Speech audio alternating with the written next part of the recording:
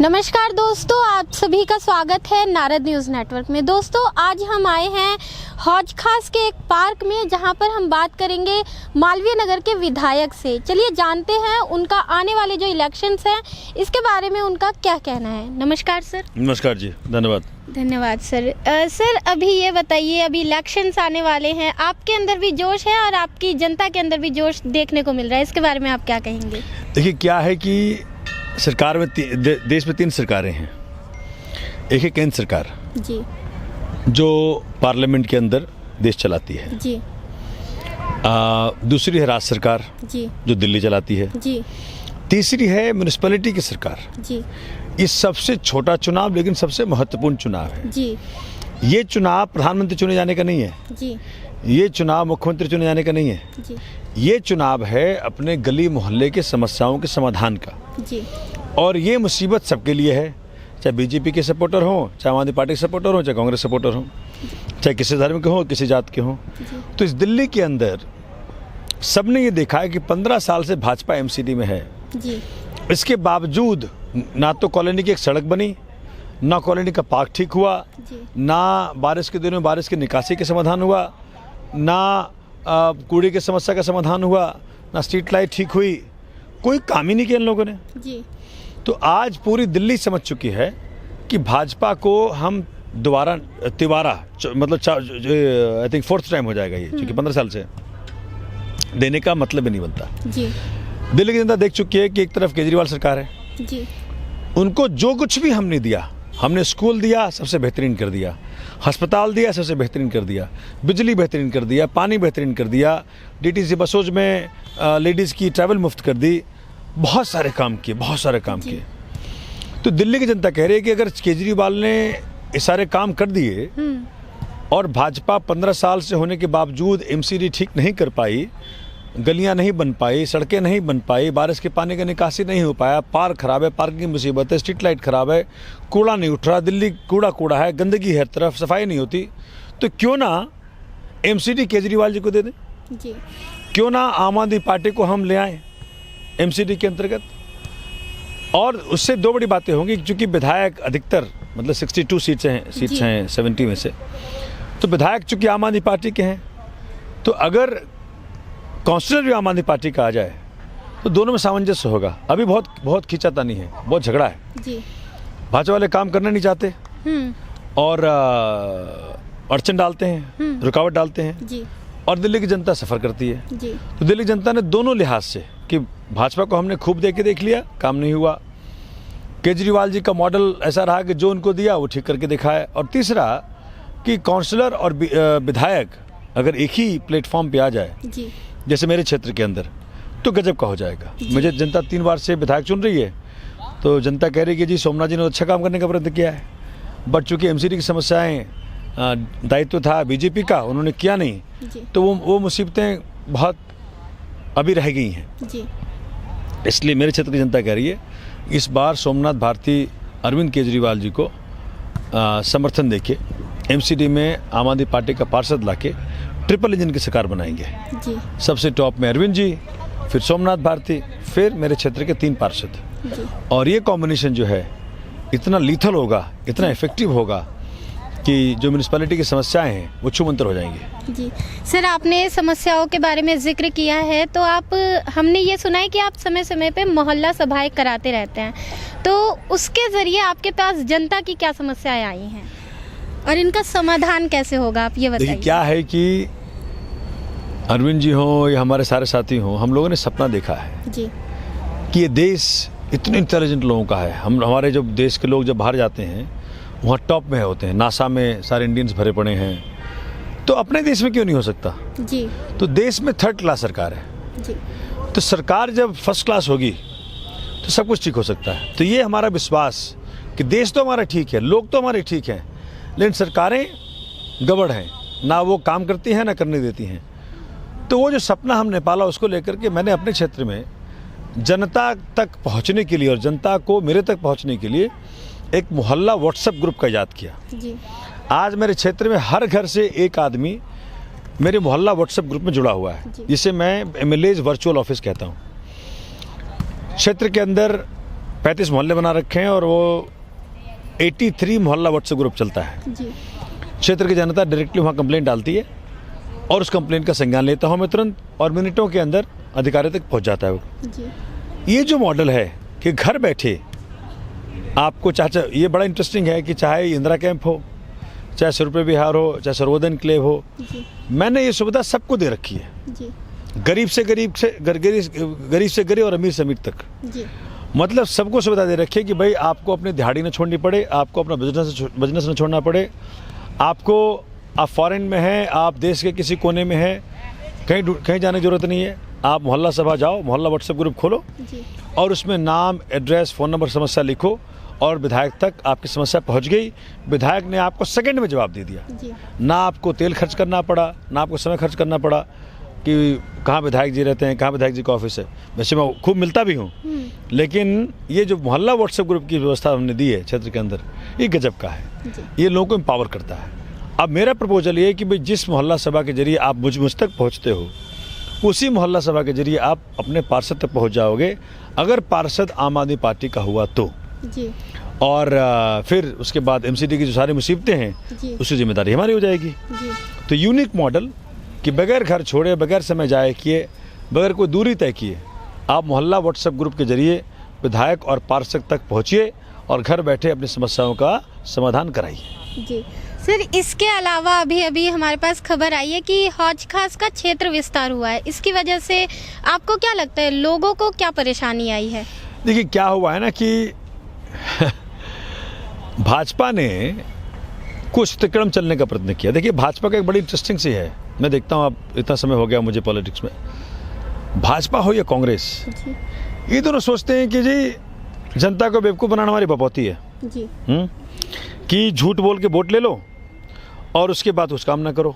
जी अब जैसे कि यही चुनाव है, अरे ये चुनाव मोदी जी का नहीं भैया, ये चुनाव क्षेत्र की समस्याओं का है, गली मोहल्ले की मुसीबतों का है। अब वो क्या कह रहे हैं, धारा 370 हटाई मोदी जी ने तो वोट बीजेपी को दे दो एमसीडी में। अरे धारा 370 हटाने के लिए या और जो नेशनल मुद्दे हैं उसके लिए धन्यवाद करने का वक्त होगा 2024, जी सर, जब उनका चुनाव आएगा। जी ये तो एमसीडी का चुनाव है। जी एमसीडी के चुनाव में पिछली बार भी बेवकूफ़ बनाया था मोदी जी का नाम लेकर के, जी लेकिन लोग ठगे रह गए, क्योंकि मोदी जी के नाम से लोग, वो भाजपा चुनाव तो जीत गई लेकिन काम नहीं हुए उनके। 5 साल फिर लेट हो गया, जी ना सड़कें बन पाई, ना गलियां बन पाई, ना बारिश का पानी का निकासी हो पाया, ना पार्क बन पाया, ना पार्किंग की मुसीबत का समाधान हो पाया, ना लाइटें लग पाई, ना कूड़ा उठ पाया, ना सफाई हो पाई। हाँ, एक काम किया भाजपा ने, लेंटर माफिया के नाम से खूब पैसे बनाए। अच्छा, जैसे घर बनाओ, एक ईंट रखो, उनकी सूंघने की शक्ति है, वो पहुंच जाते हैं। पर लेंटर रेट फिक्स्ड है। शिवालिक में 5 लाख, 3 लाख, 4 लाख ऐसे रेट फिक्स्ड है सबके। कुछ कमरा बनाओ, अपना ज़मीन, अपना मकान, सैंक्शन प्लान आपके पास है, फिर भी उसके बावजूद भी एमसीडी के जरिए काउंसलरों ने खूब पैसा बनाया। अब देखिए ना, अब हमारा क्षेत्र में एक नंदिनी शर्मा जी हैं, डॉक्टर नंदिनी शर्मा हैं, जो पिछली पार्षद थी मालवीय नगर से। जी उनके एफिडेविट में देख रहा था 2017 में जब वो अपनी एफिडेविट भरी, जी तब उनकी कमाई दिखाई है उन्होंने 24 करोड़ एसेट्स दिखाया है। जी 2022 में जो उन्होंने ये एफिडेविट भरा है उसमें दिखा रहे हैं अपनी कमाई 49 करोड़। जी अब मुझे कोई रॉकेट साइंस बता दे, कोई रॉकेट साइंस तो है नहीं, कोई समझा दे मुझे कि 24 करोड़ से 49 करोड़ कैसे पहुंचा। ये जो 25 करोड़ की यात्रा है वो कहाँ से आया है?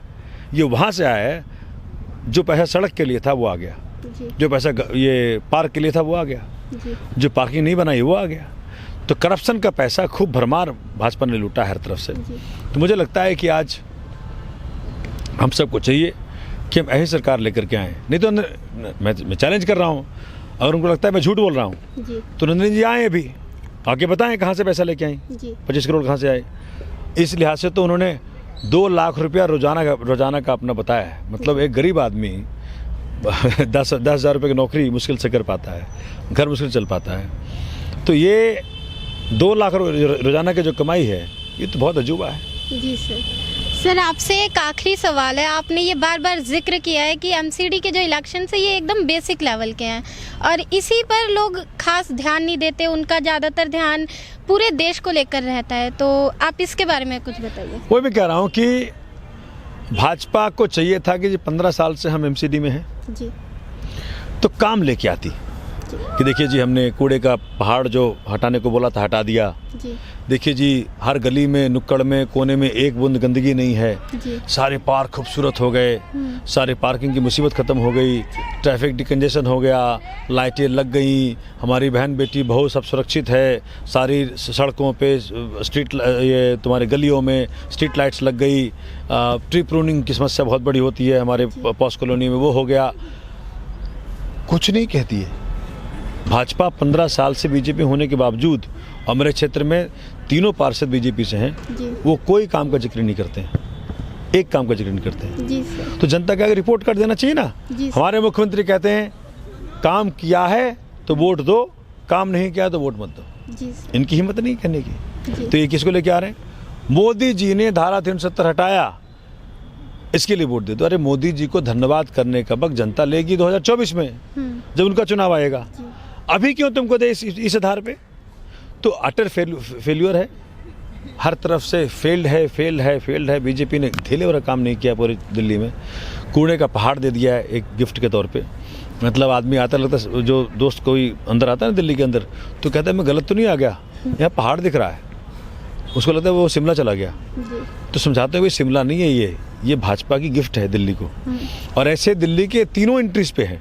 इंटरेस्टिंग ये है कि तीनों एंट्री पे कूड़े का पहाड़ है। तो मुझे समझ में नहीं आता कि इनको शर्म भी नहीं आती, इनको पछतावा भी नहीं होता, इनको ग्लानि भी नहीं होती कि इनको माफ़ी भी नहीं मांगते कि जी हमसे गलती हो गई, कूड़े के पहाड़ हमको हटाना था, हम हटा नहीं पाए, हमने पार्क बनाना था, बना नहीं पाए, सड़कें बनाना था, बना नहीं पाए। तो आज ये वोट मांग रहे हैं कि मोदी जी ने, अरे मोदी जी नहीं लगाएंगे झाड़ू, मोदी जी को बड़े बड़े काम करने दो। मोदी जी को पाकिस्तान को ध्वस्त करने दो, मोदी जी को चाइना को ध्वस्त करने दो, मोदी जी को गलवान वैली को वापस लाने दो, मोदी जी को अनएम्प्लॉयमेंट की मुसीबत को ठीक करने दो। मोदी जी बेचारे कहाँ झाड़ू लेकर के, यहाँ झाड़ू तो वैसे भी केजरीवाल जी के हाथ में, आम आदमी पार्टी के हाथ में, सफाई तो हम ही से होगी। तो इसलिए छोटे चुनाव को नेशनल मुद्दे से नहीं जांचना, ये परखना चाहिए।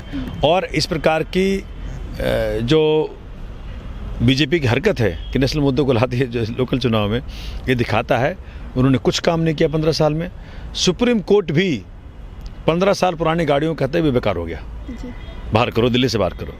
तो यही जनता को अपनाना चाहिए कि 15 साल से भाजपा एमसीडी में है, भाजपा बेकार हो गई एमसीडी में, इसको बाहर करो एमसीडी से। और आम आदमी पार्टी को लेके आओ, झाड़ू वालों को लेके आओ, सारे काम होंगे। मैं अपने क्षेत्र की, चूँकि मुझे चिंता लगी रहती है, मोहल्ला सभाओं के जरिए मेरा पार्षद भी तीनों जगह उपलब्ध हो जाएगा, सारी मुसीबतें घर बैठे समाधान हो पाएंगी। और मैंने बाकायदा बना रखा है गारंटी कार्ड, अरविंद जी का गारंटी कार्ड है 10 पॉइंट्स का, उसके अलावा 10 पॉइंट का गारंटी कार्ड हमने बना रखा है। 10-10-20 हो गया, 20 सूत्री योजना। जी सर। और जनता मालिक है, एक बार जनता चुन ले। मैं तो ये भी कह रहा हूँ कि जी 25 में मेरा चुनाव है, तो 22 से 25 में 3 साल का समय रहेगा। मुझे वोट देने के पहले जनता देख लेगी कि भी कितना काम हुआ। ठीक है, तो इसलिए मैं जनता से अपील करता हूँ, पहली बात तो 4 तारीख को वोट डालने जरूर जाइएगा, क्योंकि जब तक आप वोट नहीं डालेंगे डेमोक्रेसी में आपका हक नहीं सुनिश्चित हो पाएगा। तो वोट डालना बहुत ज़रूरी है, क्योंकि आपके वोट से ही आपकी इच्छा शक्ति जाहिर होती है। नहीं तो एक एक वोट बहुत कीमती होता है। मालूम पड़ा कि आपका वोट नहीं डाला तो एक वोट से कोई और जीत गया, जिसको आप जो क्षेत्र की सेवा नहीं करेगा। तो सबसे पहले सब लोग वोट डालिए, 4 तारीख को अपने पोलिंग स्टेशन जाकर के वोट डालिए और झाड़ू को वोट डालिए। जिसे 15 साल से हो गया भाजपा को, आपने देख लिया, ट्राई कर लिया, इस पर झाड़ू को वोट डालो और अपनी समस्याओं का समाधान करा के देखो। अच्छा नहीं लगे तो 25 में बता देना कि अच्छा नहीं लगा। सर, कांग्रेस भी खड़ी हो रखी है एमसीडी के इलेक्शंस में, इसके बारे में आप क्या कहेंगे? देखिए, कांग्रेस का ये आज धर्म संकट है कि करे तो क्या करे। जी। नेशनली भी अगर आप राष्ट्रीय स्तर पर देखें तो गोवा में देखें 11 उनके एमएलए चुन के आए थे। जी। चुने जाने के बाद 8 एमएलए भाजपा ने खरीद लिए। तो अगर कांग्रेस के विधायक भाजपा में बिखी रहे हैं तो कांग्रेस तो भाजपा की बी टीम हो गई। जी सर। कि वोट डालो कांग्रेस को, जाती है भाजपा में। जी सर।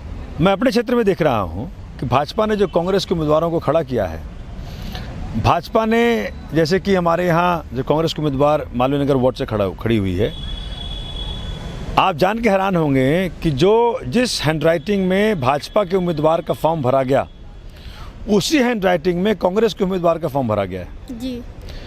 जिस नोटरी ने भाजपा के उम्मीदवार का स्टैंपिंग किया, उसी नोटरी ने कांग्रेस के उम्मीदवार का स्टैंपिंग किया। बहुत शक पैदा होता है जी कि भाई ऐसे कैसे हो सकता है। तो हमें मालूम पड़ा कि भाजपा एक ट्रिक की तरह उपयोग कर रही है जी कि इस बार इकट्ठे लड़ना है, एक उम्मीदवार कांग्रेस से खड़ा कर दो, एक उम्मीदवार एनसीपी से खड़ा कर दो, और आप देखेंगे कि तीनों मतलब एनसीपी के उम्मीदवार का जो प्रपोजर है जी वो भाजपा का नेता है। तो कांग्रेस भाजपा एनसीपी इकट्ठे चुनाव लड़ रही है जी मालवीय नगर वार्ड में। वैसे कहते हैं हम कांग्रेस के खिलाफ हैं जी और यह साथ ले रही है। तो ये क्षेत्र के लोगों को जानना जरूरी है जी। कि भाई लोग ये भी कह रहे हैं कि जी लाखों रुपया लिया है कांग्रेस के उम्मीदवार ने भाजपा के उम्मीदवार से। तो इस बार सोच समझ के लोग वोट डालें जी कि जी हमें कांग्रेस को दिया गया हर वोट जी भाजपा की मदद कर रहा है, जी इसलिए अपना वोट खराब ना करें और झाड़ू का बटन दबाएं और अपने मनपसंद पार्षद चुन के लाएं जो कि आपका काम करेगा, आपकी सड़कें ठीक करेगा, गलियां ठीक करेगा, नाली ठीक करेगा, पार्क ठीक करेगा, पार्किंग ठीक करेगा, लाइटें लगाएगा, कूड़ा उठाएगा, सफाई करेगा और कंस्ट्रक्शन में जो करप्शन है उसको बंद करेगा। उसी प्रकार से वार्ड जो आपका 148 है उसमें भी जिस उम्मीदवार खड़ा किया कांग्रेस ने, और जैसे मेरा उम्मीदवार जो कमल भारद्वाज है, जी वैसे मैं जाति पाति विश्वास नहीं करता, लेकिन उन लोगों ने करने का प्रयत्न किया है कि जी एक लोकल व्यक्ति को जो वो भी पंडित है उसको खड़ा कर दिया मस्जिद मोड़ से। अब वो वैसे लोगों को बात समझ में आ रही है, सबको समझा भी दिया है कि ये सिर्फ इसलिए खड़ा किया है कांग्रेस से बीजेपी ने कि वो वोट काटे। जी जनता समझ चुकी है, जनता वो अपना वोट बर्बाद नहीं करना चाहती। उसी प्रकार से आपके यहाँ जो वार्ड 150 है ग्रीन पार्क में 2-3 कैंडिडेट को भाजपा ने खड़ा किया है जैसे कि वोट कटे, लेकिन जनता जानती है कि काम करता है झाड़ू वाला, काम करती है आम आदमी पार्टी, काम करता है विधायक सोमनाथ भारती। तो इस बार क्षेत्र की जनता एक मुश्त होकर के, मुझे तो लग रहा है कि जनता इस बार जमाना जब्त कराने के मूड में है बीजेपी का और कांग्रेस का। इस बार बहुत अच्छा होगा, क्योंकि मैंने 10 साल सेवा की है और क्षेत्र की जनता से कहता रहा हूँ, क्षेत्र की जनता जरूर आशीर्वाद देगी और आम आदमी पार्टी के पार्षद चुनेगी। 4 तारीख को वोट, 7 तारीख को गिनती, 7 तारीख को रिजल्ट आएगा और 8 तारीख से काम शुरू।